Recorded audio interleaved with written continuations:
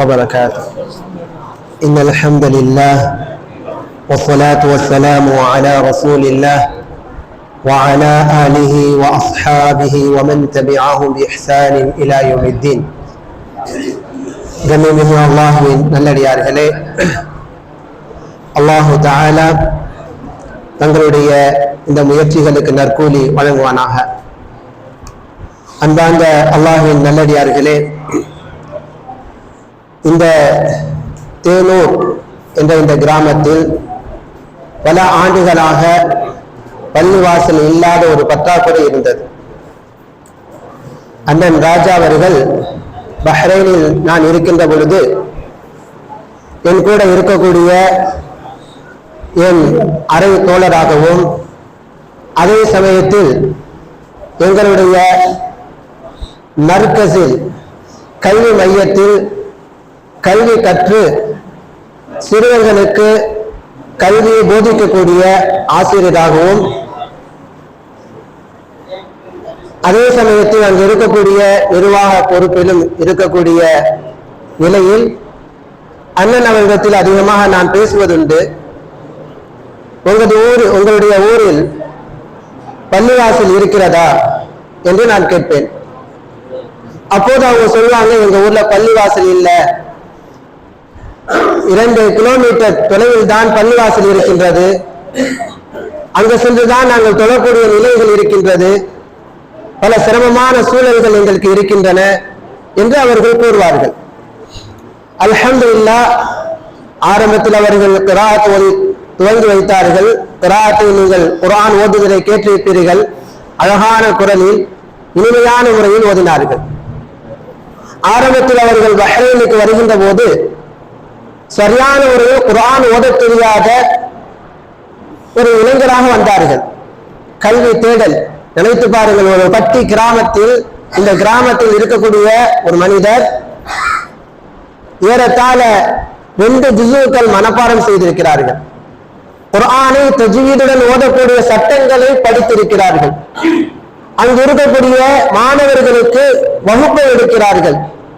அதன் வெளிப்பாடாக அவர்களுடைய ஊரிலும் வந்து பிள்ளைகளை உருவாக்கி அழகான முறையில் அவர்களுடைய பிள்ளைகளை ஓத வைத்திருக்கிறார்கள். அல்ஹம்துலில்லாஹ், இந்த கல்வியினுடைய இந்த தாக்கம் தான் ஒரு சபையில் எங்களுக்கு மத்தியில் பேசக்கூடிய சூழல் ஏற்பட்டது. கண்டிப்பாக ஊரில் ஒரு பள்ளிவாசல் கட்ட வேண்டும்.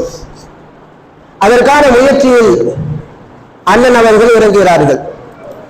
பல நாட்களாக, பல ஆண்டுகளாக இந்த ஊரில் பள்ளிவாசல் இல்லாத குறையை அல்லாஹு தஆலா அதை நிவர்த்தி செய்ய நாடுகின்றான்.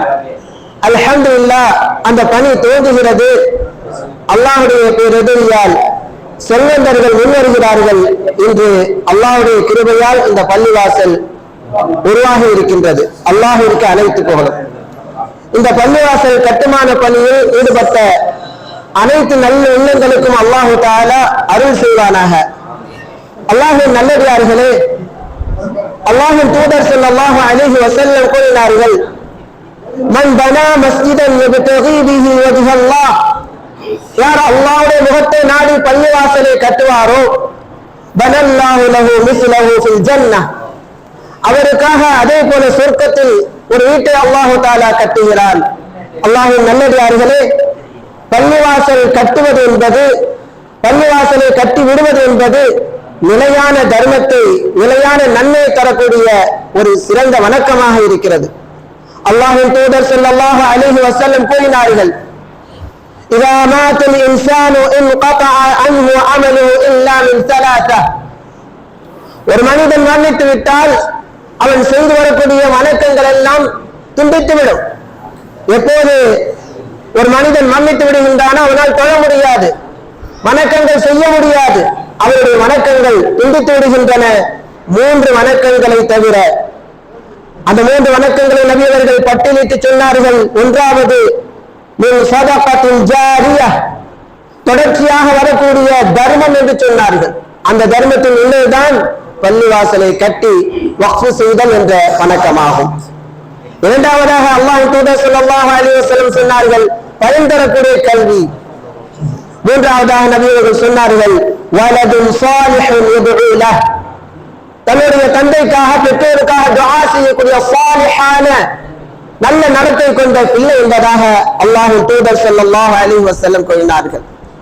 அன்பான அல்லாஹ்வின் நல்லடியார்களே, பள்ளிவாசல் என்பது முஸ்லிம் மக்களுக்கு மிகவும் முன்னேற்றத்தை தரக்கூடிய ஒரு இடமாக இருக்கின்றது. அல்லாஹ்வின் தூதர் ஸல்லல்லாஹு அலைஹி வஸல்லம் மக்கமா நகரத்தில் இருந்து மதீனா நகரத்திற்கு ஹிஜ்ரத் செய்த போது முதலாவதாக செய்த காரியம் பள்ளிவாசலை தான் கட்டினார்கள். மஸ்ஜித் குபா என்ற பள்ளியை நபி அவர்கள் முதலாவதாக கட்டினார்கள். அல்லாஹ்வின் தூதர் ஸல்லல்லாஹு அலைஹி வஸல்லம் அந்த பள்ளியை அதிகமாக நேசித்தார்கள். இந்த இஸ்லாத்திலே முதலாவதாக கட்டப்பட்ட பள்ளியை அல்லாஹ்வின் தூதர் ஸல்லல்லாஹு அலைஹி வஸல்லம் அதிகமாக நேசித்தார்கள். வாரம் அந்த பள்ளிக்கு செல்லக்கூடிய வழக்கம் கூட நபி அவர்களுக்கு இருந்தது. அல்லாஹ்வின் தூதர் ஸல்லல்லாஹு அலைஹி வஸல்லம் சொன்னார்கள், மஸ்ஜித் குபாவிலே தொழக்கூடிய தொழுகை தஅதில் உம்ரா வணக்கத்திற்கு சமமாகும் என்று அல்லாஹ்வின் தூதர் ஸல்லல்லாஹு அலைஹி வஸல்லம் இந்த உம்மத்திற்கு ஆர்வப்படுத்தினார்கள். முதலாவது கட்டப்பட்ட பள்ளிவாசலுடைய மேன்மையை உணர்த்தும் விதமாக. இரண்டாவதாக அல்லாஹ்வின் தூதர் ஸல்லல்லாஹு அலைஹி வஸல்லம் மதீனா நகரத்துக்கு வந்தார்கள். வந்த பிறகு செய்த முதல் காரியம் அங்கு பள்ளிவாசலை கட்ட ஆரம்பித்தார்கள். மஸ்ஜித் நபவி என்று சொல்லப்படக்கூடிய பள்ளியை அல்லாஹ்வின் தூதர் ஸல்லல்லாஹு அலைஹி வஸல்லம் விலை கொடுத்து அந்த இடத்தை வாங்கி அங்கு இருந்த அப்புறப்படுத்த வேண்டிய காரியங்களை எல்லாம் அப்புறப்படுத்திவிட்டு அந்த இடத்திலே அல்லாஹ்வின் தூதர் ஸல்லல்லாஹு அலைஹி வஸல்லம் அவர்களும் சேர்ந்து சஹாபாக்களுடன் இந்த பள்ளிவாசலை கட்டி அமைத்தார்கள். அல்லாஹ்வின் நல்லடியார்களே, அல்லாஹ்வின் தூதர் ஸல்லல்லாஹு அலைஹி வஸல்லம் அவர்கள் இந்த உம்மத்திற்கு முன்மாதிரியாக மதீனா முக்கர்ரமாவில் கட்டிய அந்த பள்ளிவாசலில் பல நல பணிகளை நிறுவினார்கள். பள்ளிவாசல் என்பது இன்று நம்முடைய மக்களுக்கு இருக்கக்கூடிய வெறும் தொழுகை மட்டும் நடைபெறக்கூடிய இடமாக இருக்கவில்லை.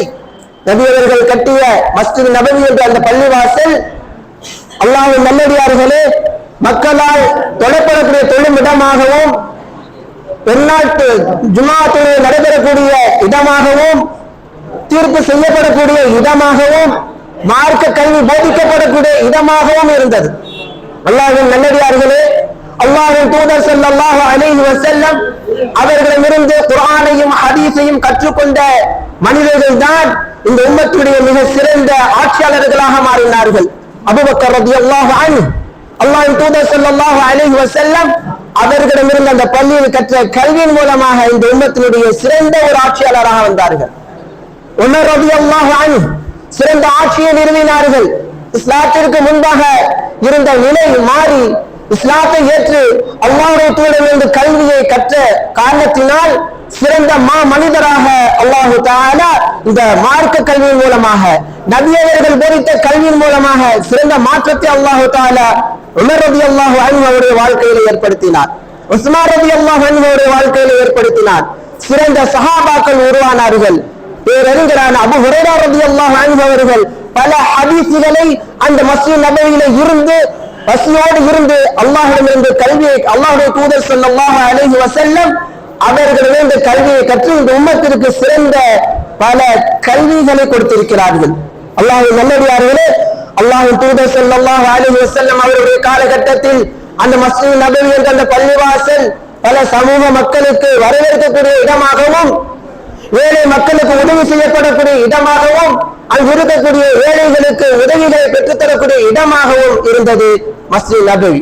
அல்லாஹ்வின் நல்லடியார்களே, இன்று வரைக்கும் நீங்கள் மஸ்ஜித் நபவிக்கு சென்றால் நமது பகுதியில் காணப்படாத ஒரு ஆச்சரியத்தை, ஒரு அற்புதத்தை, ஒரு சிறந்த முன்மாதிரியை நீங்கள் காண்பீர்கள். அது என்ன தெரியுமா?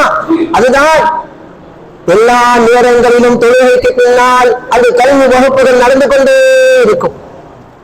நீங்கள் உம்ரா செய்கின்ற பொழுது மஸ்ஜித் நபவிக்கு நீங்கள் சென்றால் அங்கு நீங்கள் பார்க்கலாம், தொழுகை முடித்த பிறகு அறிஞர்கள் வந்து என்ன செய்வார்கள்? உட்காருவார்கள். அந்த அறிஞர்களை சுற்றி மக்கள் எல்லாம் உட்காருவார்கள். ஒரு சபையில் தஃசீருடைய வகுப்பு நடக்கும்.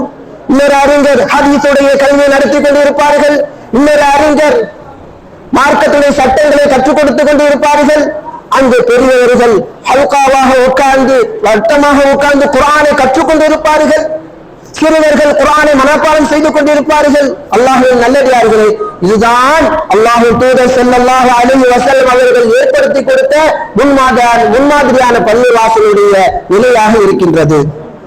அல்லாஹ்வின் நல்லடியார்களே, பள்ளிவாசல் கட்டப்பட்டது நோக்கம் என்பது இந்த உம்மத்தில் கல்வி வளர்ச்சிக்கான ஒரு காரணமாக இருக்கின்றது. முக்கியமான கெஸ்ட் வந்திருக்கிறாங்களா? 2 நிமிடம் மௌலானாவுடைய சிறப்புரை தொடரும்.